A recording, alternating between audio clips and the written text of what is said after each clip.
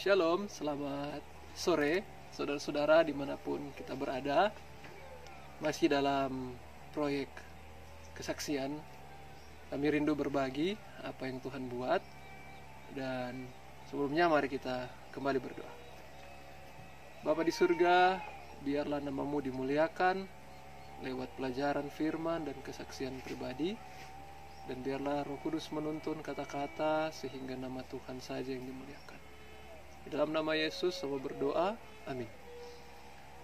Saya rindu saudara-saudara berbagi mengenai janji Tuhan dari buku Yoel mengenai hari Tuhan. Yoel 2 ayat 28 dan 29.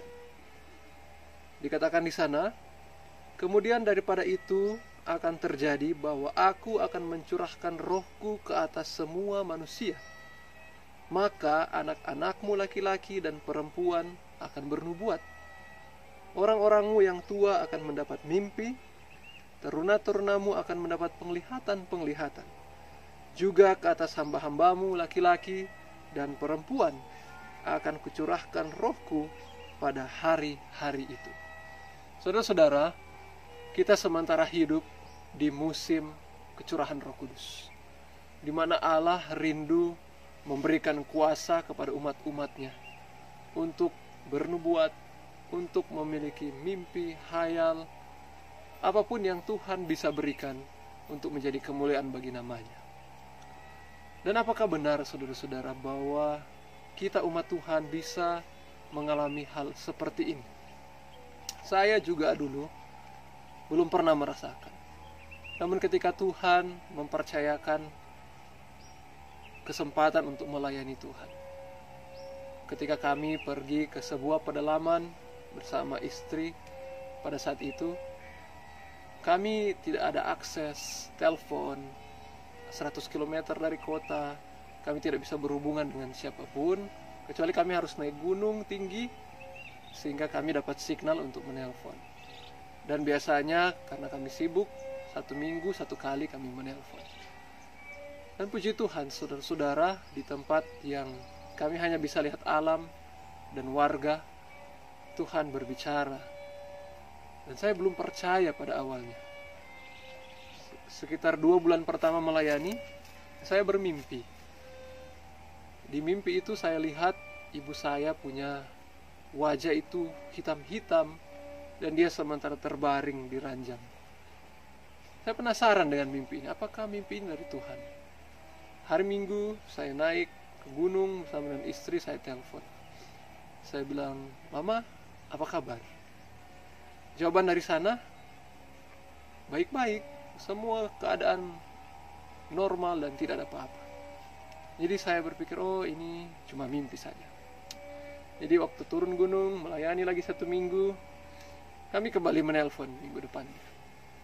Kemudian saya telepon lagi dan bertanya, "Mama, apa kabar?" Jawaban kali ini berbeda.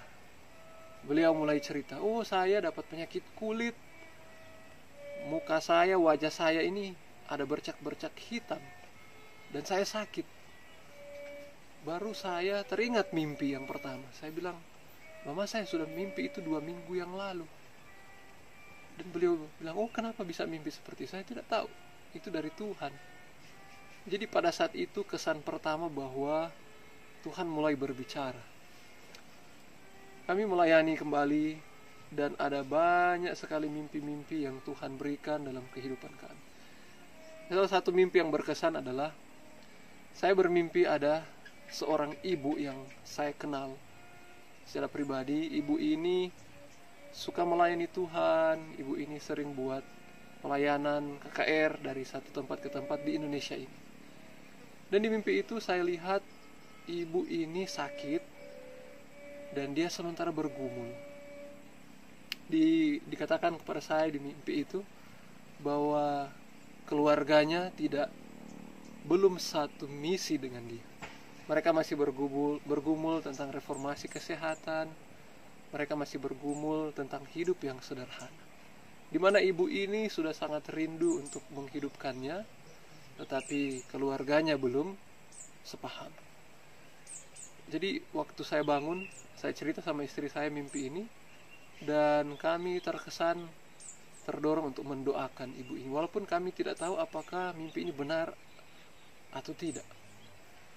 Dan beberapa hari berlalu, mungkin minggu berlalu, kami dapat kesempatan keluar dari pedalaman dan pergi ke satu kota di mana ibu itu tinggal. Dan puji Tuhan, ketika tiba di kota ini, saya hubungi beliau kenal, jadi kita buat pertemuan. Jadi beliau undang kami untuk makan bersama. Jadi ketika kami makan bersama, ada waktu di sana untuk kita berkomunikasi. Kemudian saya penasaran, saya tanya sama ibu ini. Dan saya cerita mimpi itu. Dan ketika saya cerita mimpi itu, ibu itu terkesima dan dia merasakan Tuhan luar biasa. Jadi dia bercerita setelah saya menceritakan mimpi itu. Saya bersyukur kepada Tuhan lewat mimpi itu. Ternyata Tuhan sangat memperhatikan beliau. Dan beliau merasa sendiri ketika dia bergumul apa yang saya lihat di mimpi. Dan ketika dia tahu ada orang lain yang Tuhan bukakan peristiwa yang dia alami, dia merasakan bagaimana Tuhan sangat mempedulikan dia. Apalagi ketika dia mendengar setelah saya mimpi, kami keluarga mendoakan dia.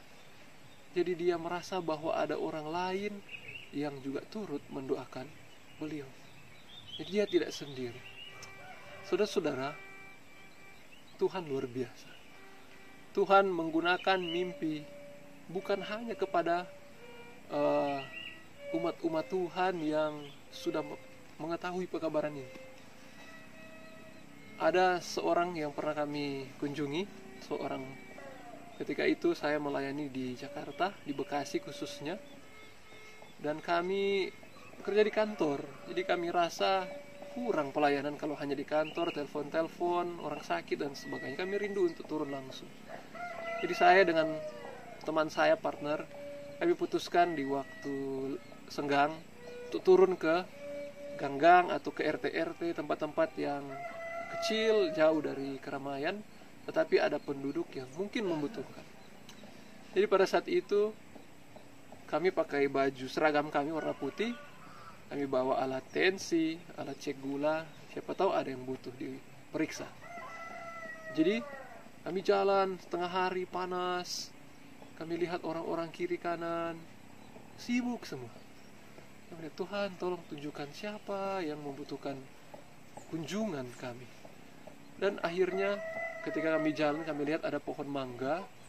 Kemudian di bawah itu ada nenek-nenek, orang tua laki-laki, embah ya biasa dipanggil kalau di Jawa. Dia duduk di bawah pohon mangga dan ada satu cangkir kopi di sana. Jadi kami lihat beliau lihat kami. Dan kami berdua mungkin terkesan dan terdorong untuk menuju mbah ini. Jadi waktu kami mendekat mbah ini, dia bicara duluan. Kami belum bicara. Jadi dia bilang begini. Saya lihat ada cahaya pada kalian berdua.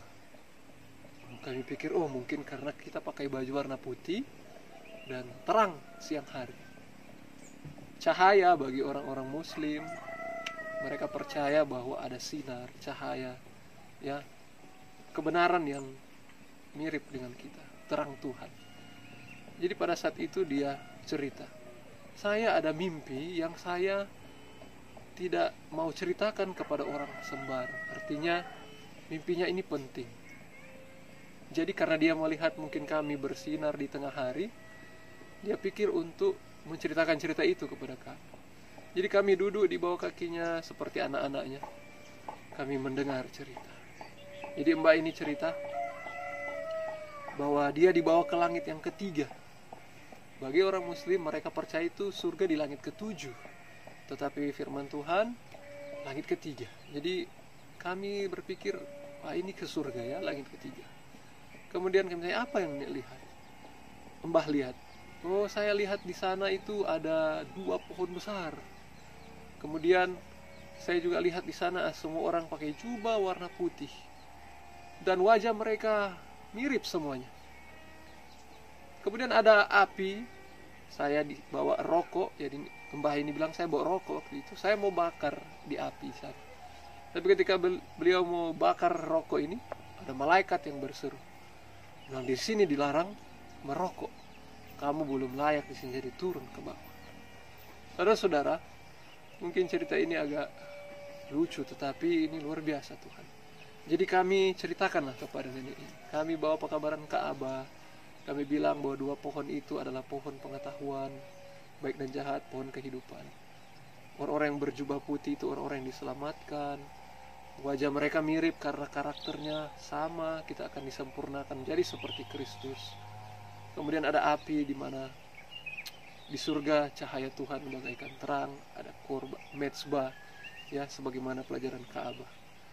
Jadi nenek itu merasa diberkati dan dia berpikir benar bahwa saya butuh pekabaran. Saya sadar ternyata benar Tuhan kirim kalian untuk menyampaikan kabaran yang indah ini. Dan kami bilang, bukan hanya rokok yang dilarang, Mbah, kopi juga tidak baik untuk ke tubuh kita. Jadi pada saat itu kita berikan pelajaran kesehatan untuk beliau. Jadi Tuhan itu adil, bukan hanya kepada umatnya, bukan juga hanya di pedalaman.